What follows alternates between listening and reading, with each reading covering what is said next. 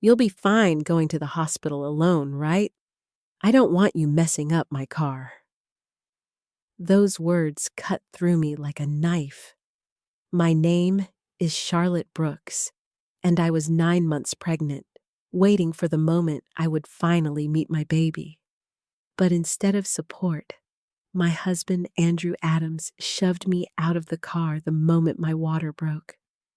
I collapsed onto the cold pavement, clutching my belly as contractions ripped through me. He slammed the door, started the engine, and drove away to protect his leather seats. My mind spun in disbelief. Was this really the man I had trusted to build a family with? Tears blurred my vision. But then a voice called out, "Charlotte, are you okay?" It was Ella Lewis, my neighbor. She rushed to my side, holding me steady as I dialed for help. At that moment, I had no idea Ella was the wife of Mr. Campbell, the powerful CEO at Andrew's company. And soon, Andrew's cruelty would not only destroy our marriage, it would destroy his entire life. Before we continue, please subscribe to my channel and comment where you're watching from. Your support helps me bring more true justice stories like this. My story didn't begin on that roadside, or even on the day I married Andrew Adams. It began years earlier, when I first believed I had found a man who would take care of me, love me, and walk with me through life's storms. I should have seen the signs, but love makes you blind, and in my case, dangerously so. When I first met Andrew, he was charming, funny, and ambitious. He wore his pressed shirts and polished shoes like armor, always eager to impress everyone around him. I thought it meant he cared about building a stable future. What I didn't realize was that his obsession with appearances would one day cut into the very core of my life. At first, married life seemed ordinary. We had a modest apartment, a small savings account, and dreams of starting a family. But slowly, cracks began to show. Andrew had weekends off, but instead of spending them with me, he ran straight back to his parents' home. "They miss me," he said. "They depend on me." What he really meant was that he enjoyed being treated like a prince, with his mother's cooking, his father's praise, and no responsibilities. Meanwhile, I carried the weight of everything else. Groceries, laundry, cleaning, cooking, it all fell on my shoulders. When I became pregnant, I hoped it would change things. I thought Andrew would step up, realize the importance of partnership. But his response was cold. "Pregnant women need to keep moving. My mom always says it's healthy." He used that line as an excuse to dodge every bit of responsibility, as though my swelling belly and aching back were irrelevant. I remember one evening clearly. I had spent the entire day cleaning and preparing dinner. I even made his favorite, homemade hamburgers.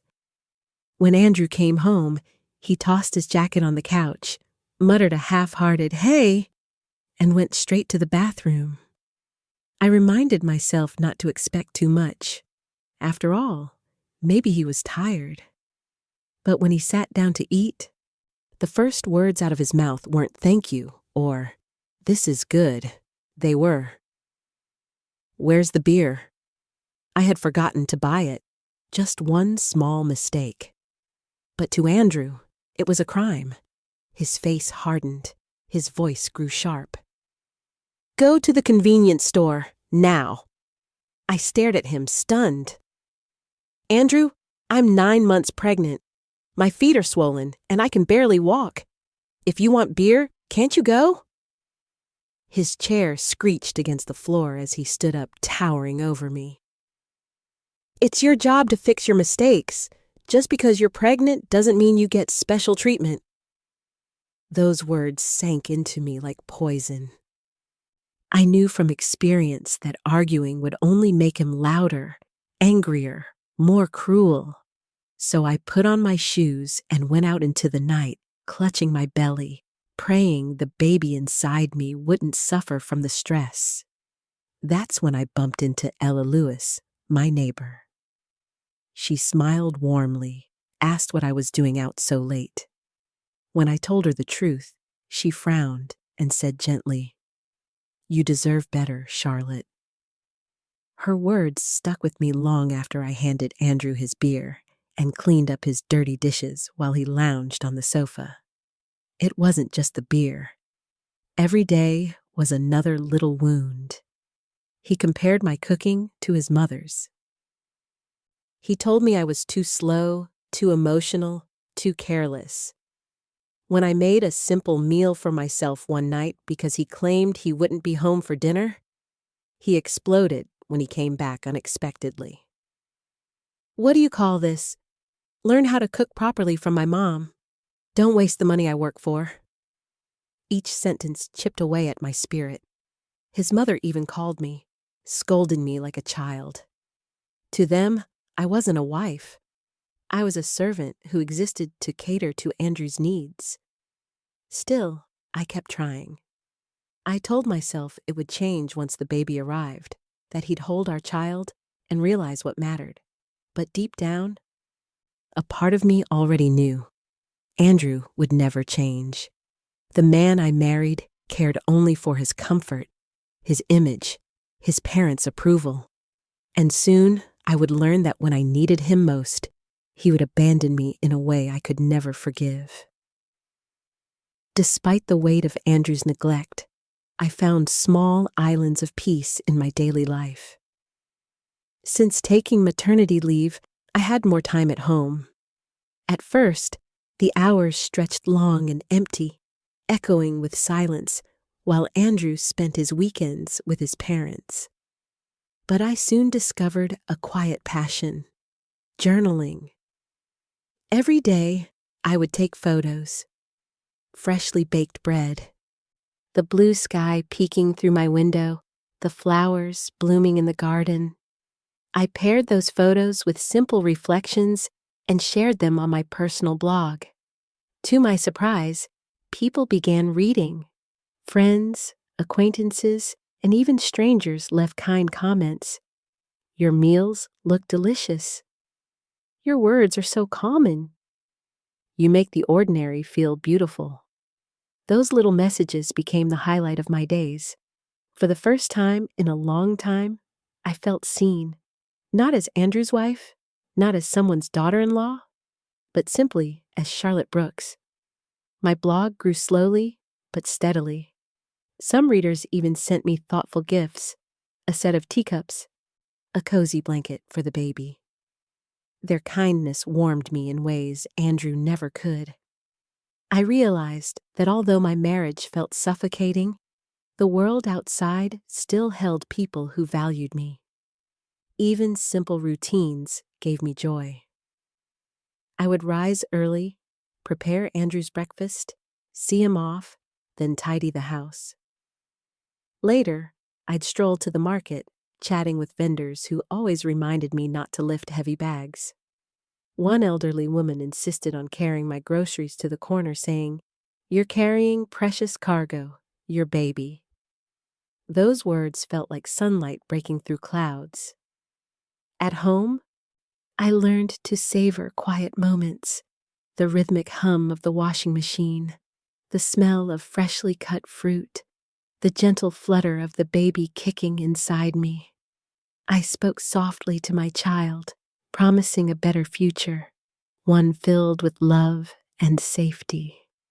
There were still difficult days, nights when Andrew came home drunk, collapsing on the floor and calling me ugly, or mornings when his sharp words left me trembling.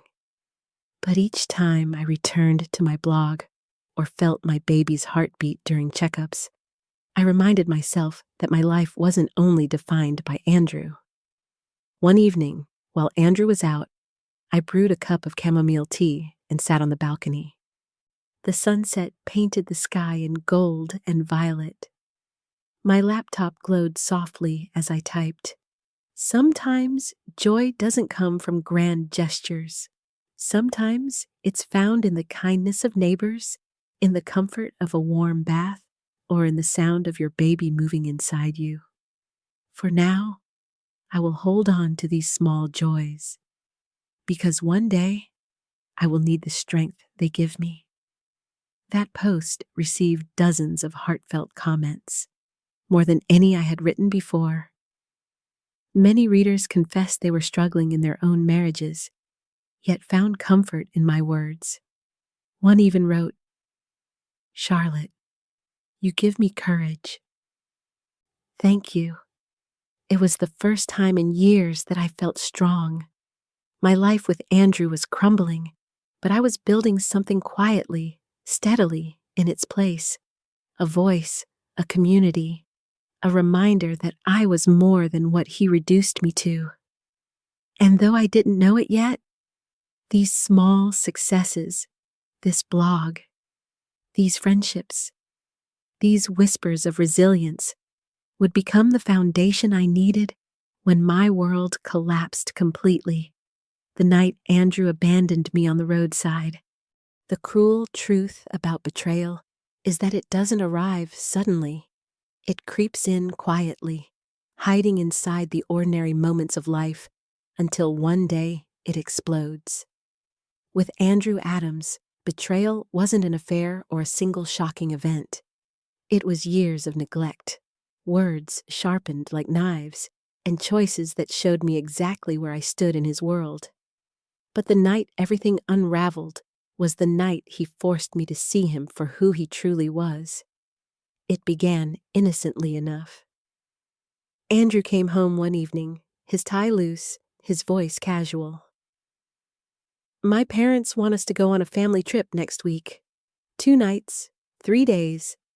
They've already planned everything." I froze. "Next week? Andrew, that's my due date. The doctor said the baby could come any day now. We can't possibly travel." He rolled his eyes, his lips curling with irritation. "How many times do I have to tell you? Just because you're pregnant doesn't mean you're sick. My parents are making this effort for us. Don't embarrass me." I tried again, softer this time. "What if something happens while we're on the road? It's too risky." "Enough!" he snapped. "Stop overthinking. Pack your things. We're going." And with that, he walked away as if the discussion were closed. That night, I barely slept. My body ached, my baby shifted restlessly inside me, and my mind spun with dread. I even called Ella Lewis, my neighbor, the next morning. She listened quietly, then said, "Charlotte, that's reckless. You should refuse. No one can force you into danger." I nodded, but when the day came, Andrew was already loading the car. "Let's go," he barked. "Don't make my parents wait." I clutched my belly, trying one last time. "Andrew, please. I don't feel well. I can't travel today." He glared at me. "You'll be fine. Just rest in the car." And then it happened. As I slid into the passenger seat, a sudden warmth spread across my legs. My heart stopped. I looked down, horror dawning. My water had broken. "Andrew!" I gasped. "My water just broke. The baby is coming. We need to go to the hospital now." For a split second, panic flickered across his face. But then his expression hardened. He grabbed a towel, thrust it at me, and hissed, "Get out! You're going to ruin the seats." I thought I misheard. "What?" "Get out." His voice was ice. "You'll make a mess in the car. Call an ambulance or something. I can't deal with this right now. We're supposed to be on a family trip." I was shaking, tears streaming down my face. "Andrew, you can't mean this. Please, I need you. I can't do this alone." But he yanked open the door, pulled me out onto the pavement, and without a backward glance, slammed it shut. The engine roared and he drove away, leaving me doubled over in pain, abandoned on the roadside like I was nothing. For a moment, the world blurred. Cars passed, faces stared, but no one stopped. I pressed my hand to my belly, whispering, "Hold on, baby, just a little longer." My phone slipped from my trembling fingers as another contraction ripped through me. And then, light broke through the darkness. "Charlotte! Oh my God!" A familiar voice rang out. It was Ella Lewis, running toward me with alarm etched on her face. She knelt beside me, wrapping an arm around my shoulders. "You're in labor, aren't you?" I nodded, sobbing. "Andrew left me. He just left me here." Her eyes flashed with fury. "Unbelievable! Don't worry, I've got you." Ella called a special taxi service that catered to emergencies and stayed by my side, squeezing my hand with every contraction. She whispered encouragement, steadied my breathing, and never once let go. As the car sped toward the hospital, she quietly added, "Charlotte, there's something you should know. My husband, Mr. Campbell, he's Andrew's boss. I've kept it quiet because I didn't want to complicate things. But after what he's done..." She shook her head, her tone firm. "This won't go unanswered." Her words stunned me, but there was no time to process. The pain surged, pulling me under. By the time we reached the hospital, nurses rushed me into a room, and Ella called my parents, her voice steady even as mine cracked. Hours later, after the ordeal of labor, I held my newborn in my arms, tiny, perfect, and alive. Tears of relief streamed down my face.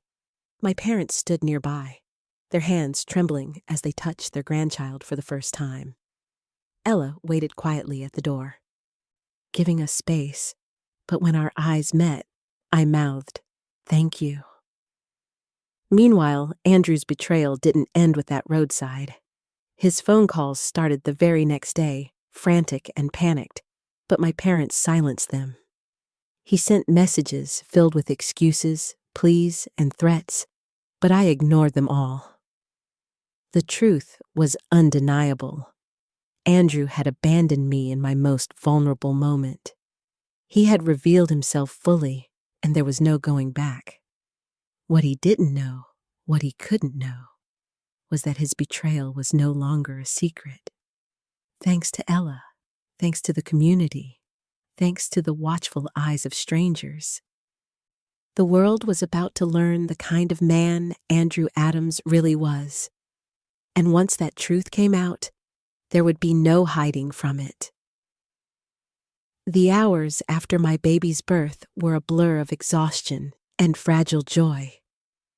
I remember the sterile scent of the hospital room, the steady beeping of machines, and my parents' tearful smiles as they hovered close.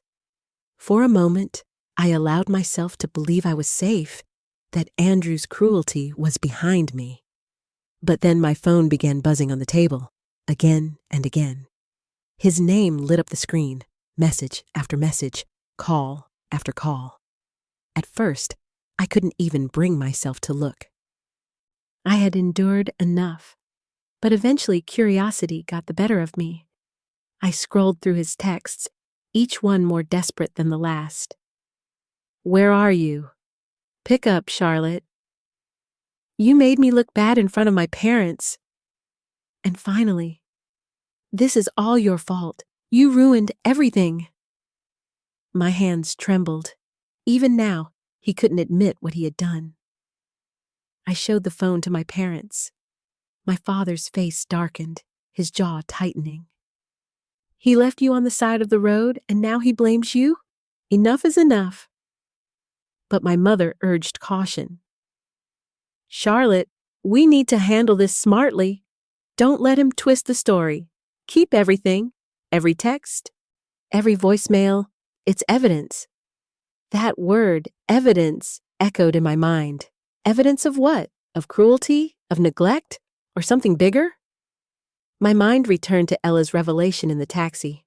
Her husband, Mr. Campbell, was Andrew's boss. Suddenly, a web of possibilities opened. If Andrew thought he could bury his betrayal, maybe this time the truth would bury him. The next morning, Ella arrived with a fruit basket and a steady gaze. She sat by my bed, her voice calm, but her eyes blazing. "Charlotte, I know what he did to you, and I won't stand by. My husband deserves to know the kind of man working under him." I hesitated. "Ella, I don't want to drag you into this mess. It's already humiliating enough." But she leaned closer, squeezing my hand. "This isn't just about you anymore. Andrew endangered you and your baby.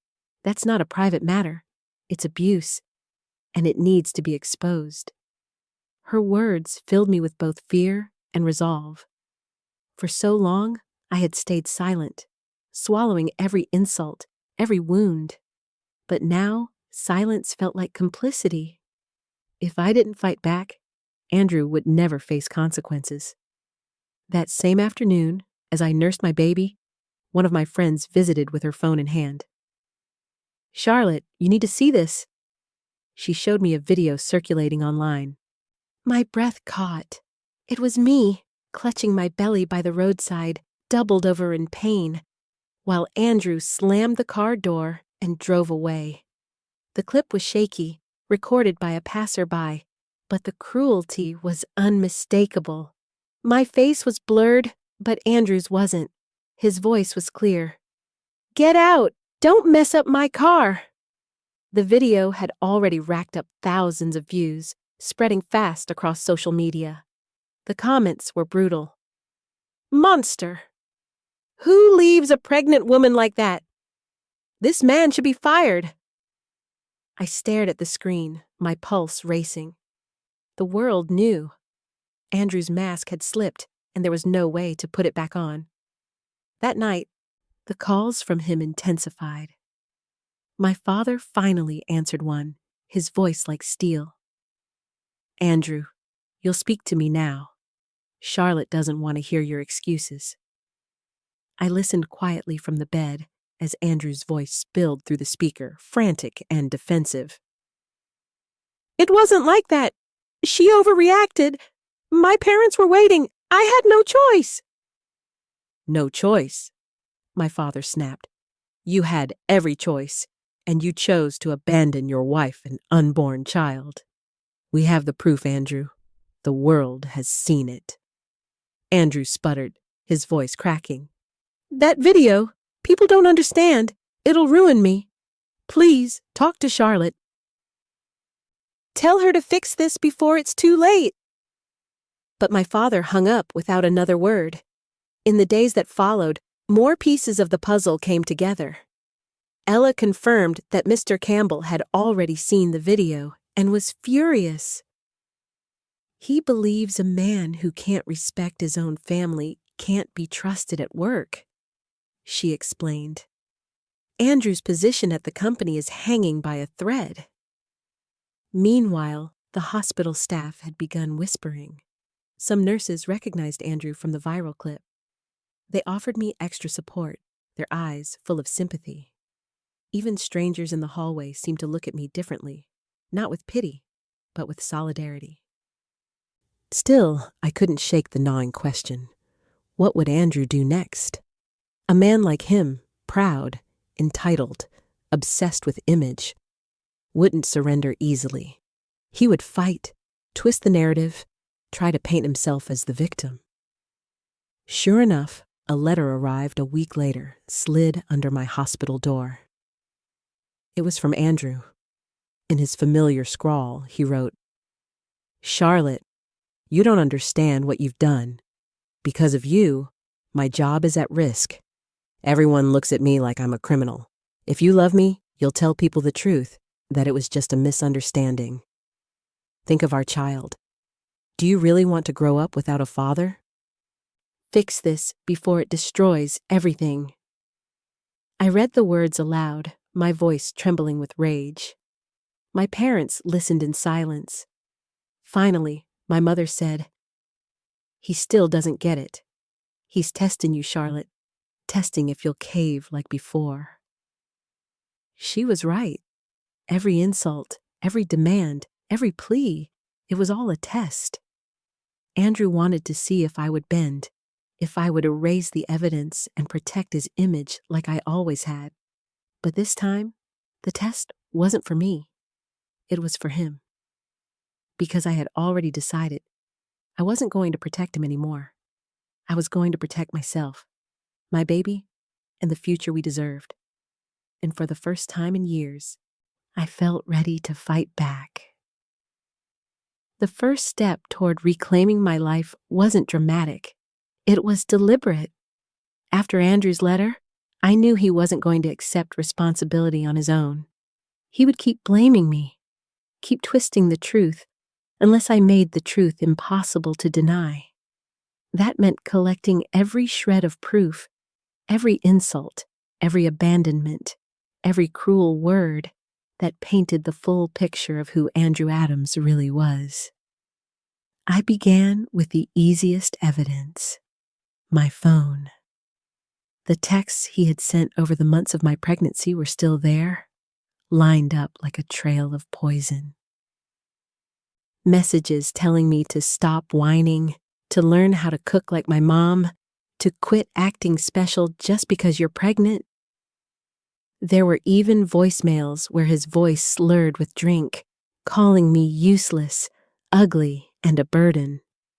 Each one cut me again as I replayed them, but I forced myself to save every file, every screenshot.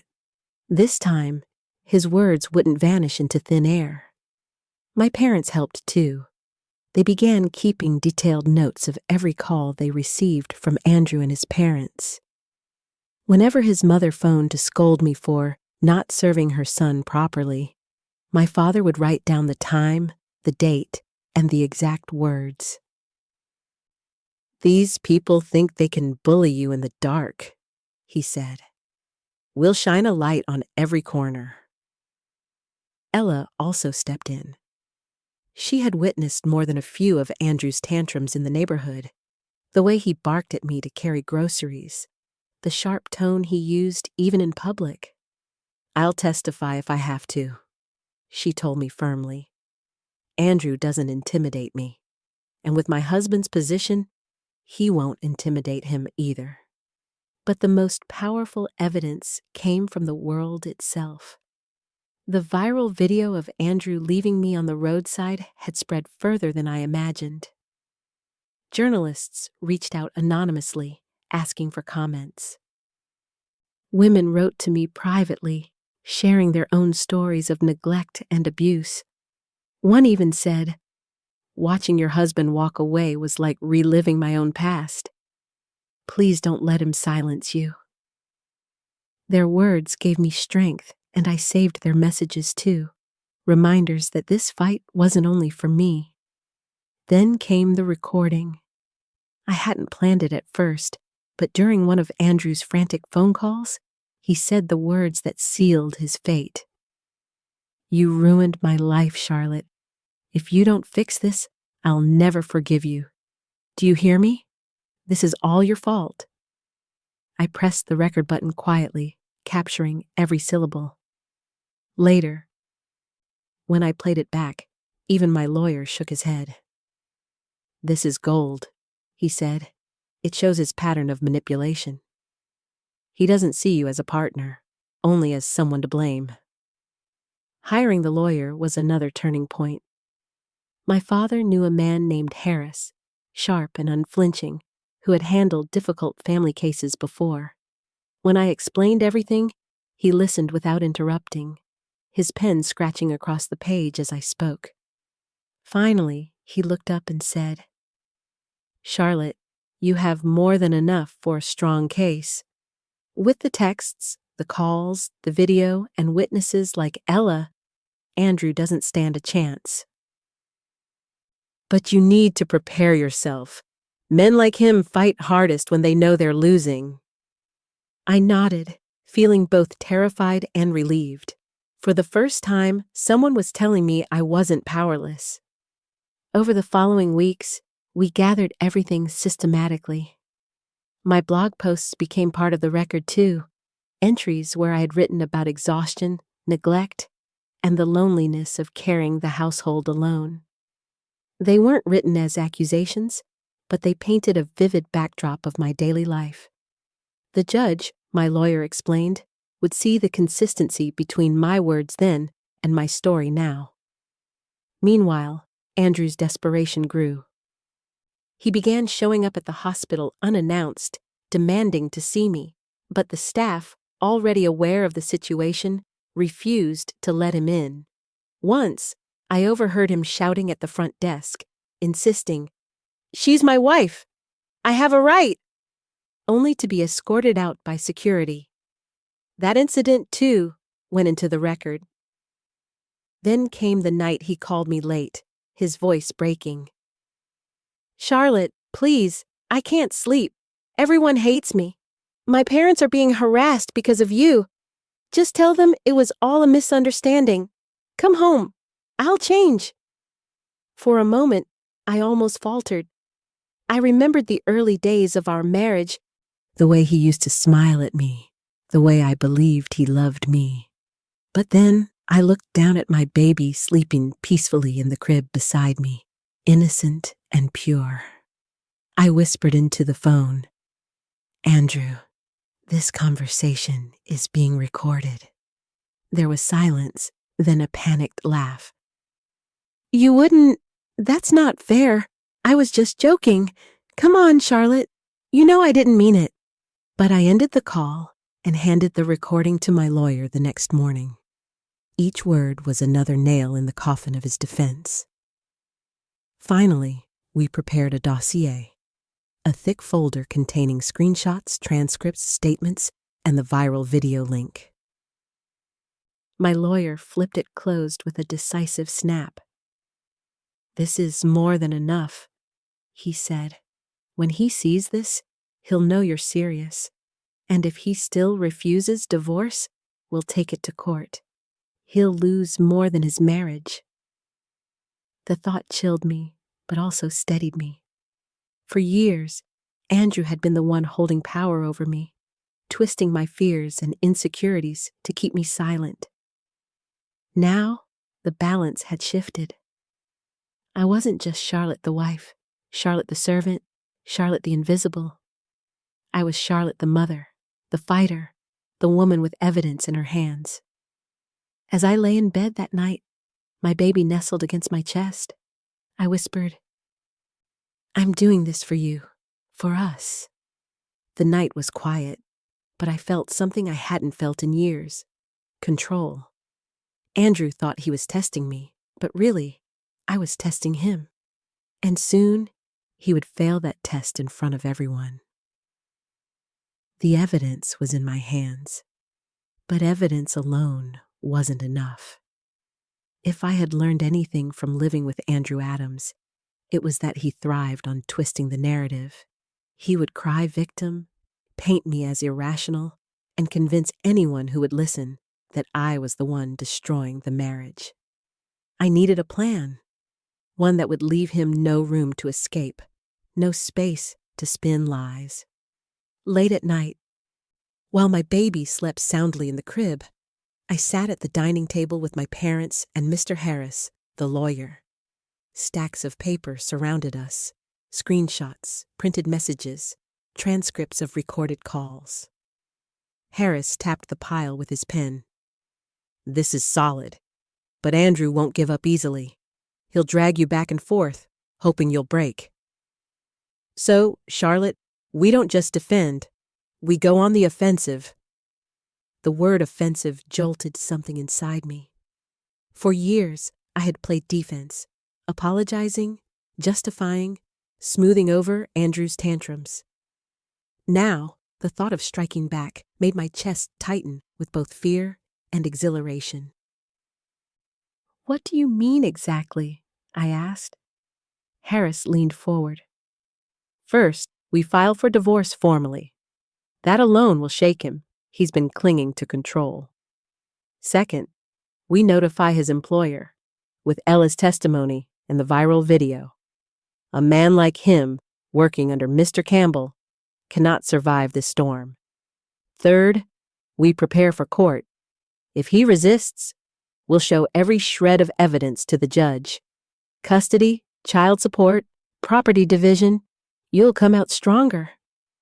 The more he fights, the worse it gets for him. My father grunted in approval.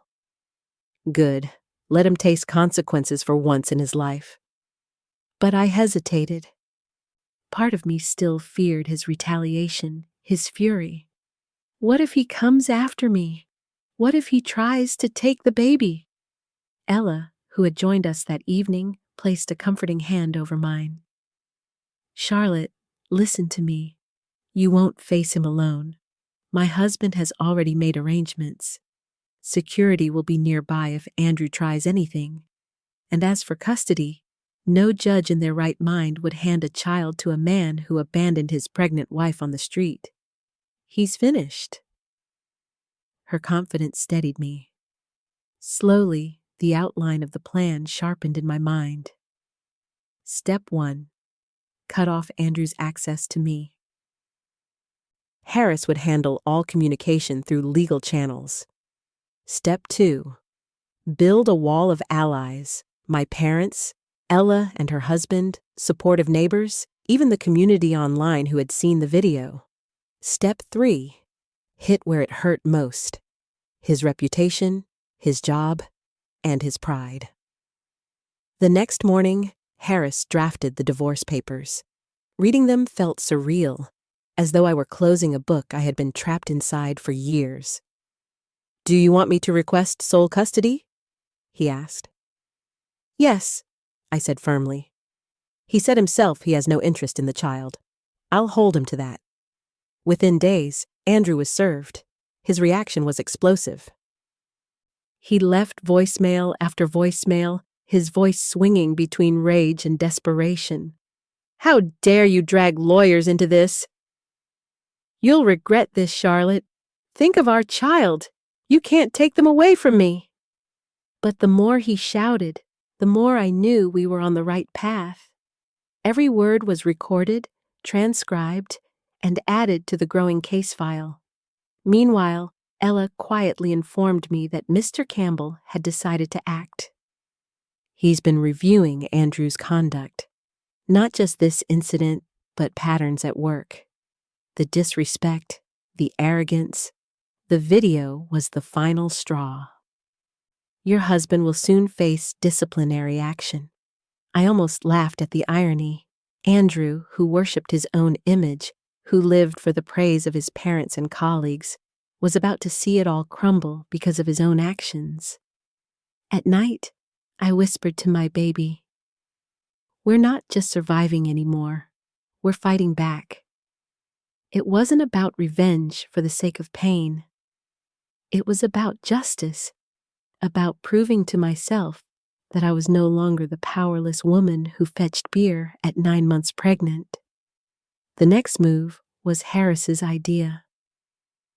"We'll schedule mediation. If Andrew refuses, it goes to court. But here's the trick.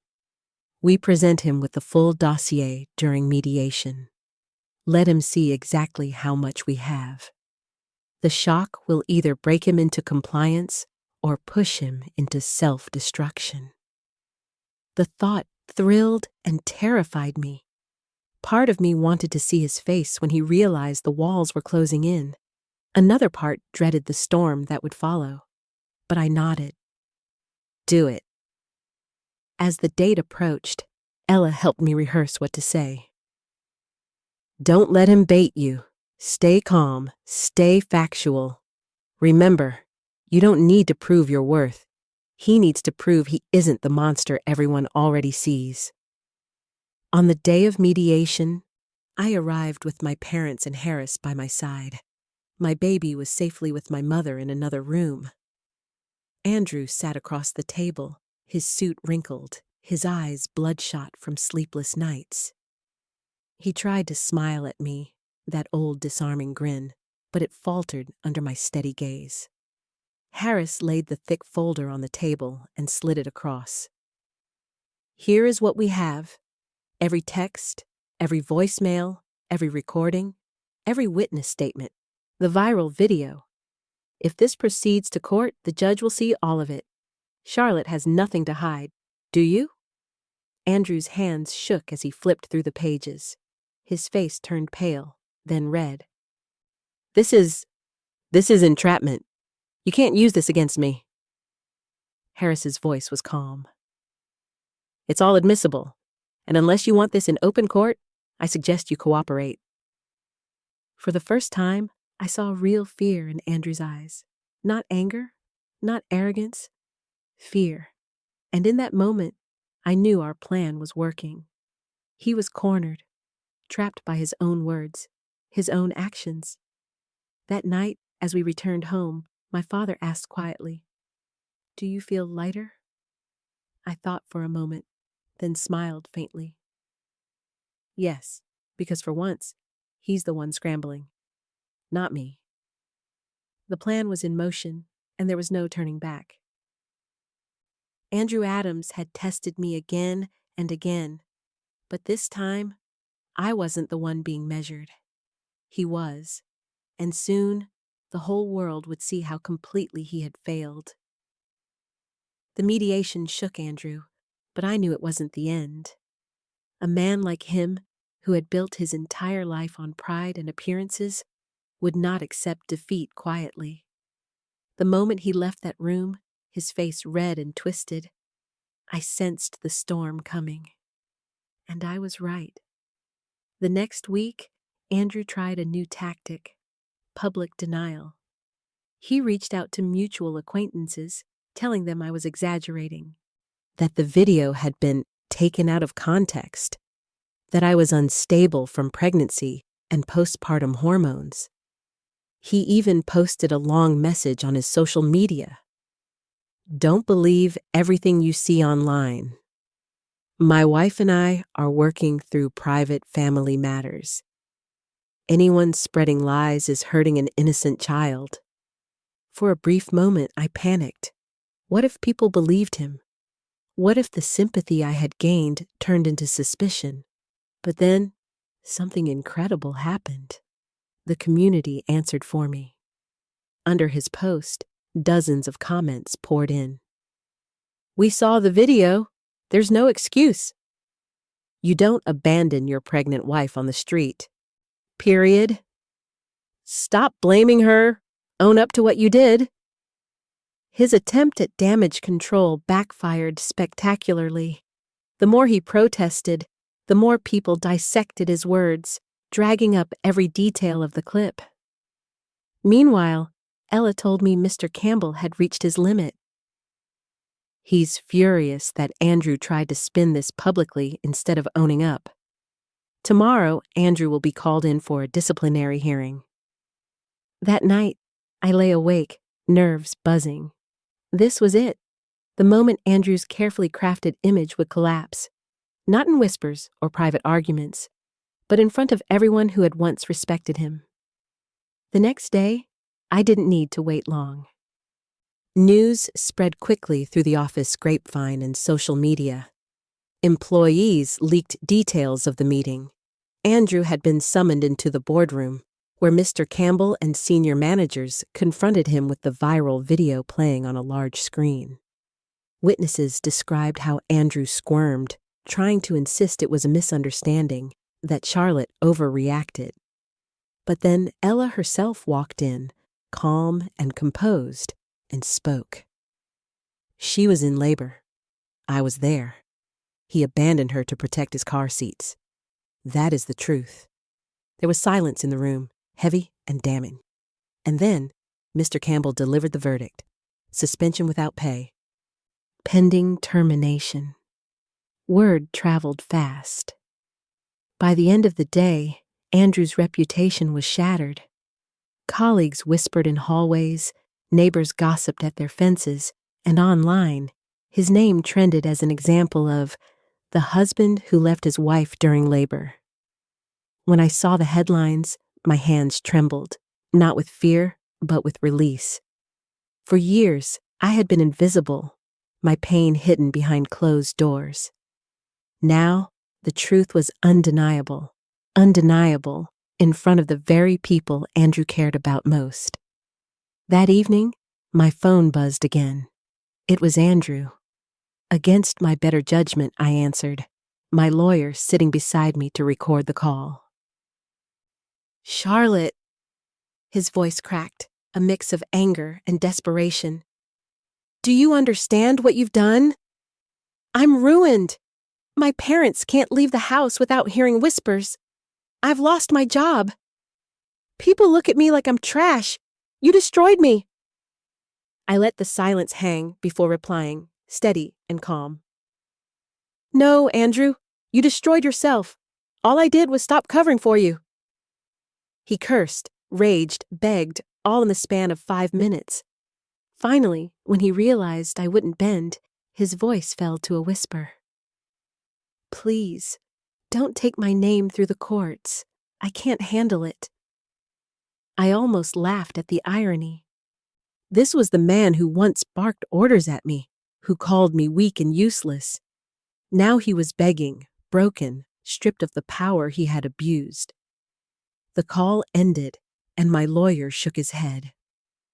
"That recording alone is enough to finalize everything in your favor." That night, as I held my baby close, I felt something shift deep inside me. It wasn't just about Andrew anymore. This was bigger, about showing that women didn't have to stay silent. That betrayal didn't have to be hidden in the dark. Andrew's downfall wasn't just personal justice. It was public. It was undeniable. And it was only the beginning of his reckoning. In the weeks that followed, the ripple effects of Andrew's downfall spread further than I could have imagined. At work, his suspension quickly turned into termination. Mr. Campbell made the decision official, citing not just the viral video, but also reports from colleagues about Andrew's arrogance and disregard for teamwork. The company issued a statement about upholding family values and respect, though they never mentioned his name directly, but everyone knew. In professional circles, Andrew Adams was finished. Without his income, he couldn't keep up with the mortgage payments on the condo he once bragged about. Within a month, the bank repossessed it. He moved back into his parents' house, where the humiliation only deepened. Neighbors whispered when they saw him mowing the lawn, his once proud stride reduced to a slouch. His parents, once so quick to criticize me, now faced their own reckoning. They became targets of gossip, their reputation stained by the son they had defended so fiercely. Meanwhile, online, the video refused to die. It circulated again and again, each time sparking outrage. Andrew became a cautionary tale on blogs and forums. Don't be this husband, don't be this father. The shame followed him everywhere. Legally, things moved just as swiftly. With Harris's guidance, I finalized the divorce. The court granted me sole custody of my baby, child support payments Andrew couldn't escape, and a share of assets he had tried to withhold. His attempts to argue fell apart under the weight of evidence, the texts, the recordings, the testimony, the viral clip. The judge's words still rang in my ears. This court finds Mr. Adams's conduct reprehensible. As for me, I felt lighter with every passing day. My parents provided a safe home, my baby thrived, and Ella and I grew closer than ever. Her kindness and her courage to speak up had become the bridge that carried me from despair to hope. Andrew, on the other hand, was left with nothing but the ruins of the life he had destroyed himself. His pride, his job, his spotless image, all shattered. And though part of me once feared him, now I only pitied the hollow man he had become. The consequences were clear, undeniable, and irreversible. For Andrew Adams, the world he built on control and cruelty had finally crumbled. The divorce papers were signed, the gavel had fallen, and the weight that once crushed my chest was gone. Standing by the window with my baby in my arms, I watched the sunlight spill across the room and felt something I hadn't in years: peace. Andrew Adams was no longer my husband, no longer my burden. His name might echo in gossip and headlines, but it no longer defined me. My life now belonged to me, and the tiny heartbeat nestled against mine. Ella and her husband, Mr. Campbell, became more than neighbors. They became family. My parents found comfort in their support, and I found strength in their unwavering loyalty. The road ahead was uncertain, but it no longer terrified me, because betrayal had tried to break me. Instead, it built me. It gave me courage I didn't know I had, and a future brighter than anything I could have imagined. And maybe, just maybe, this wasn't the end at all. It was the beginning of a story still being written. Before you leave, don't forget to subscribe to my channel and comment where you're watching from. Your support keeps these stories alive and helps me share more journeys of justice and resilience.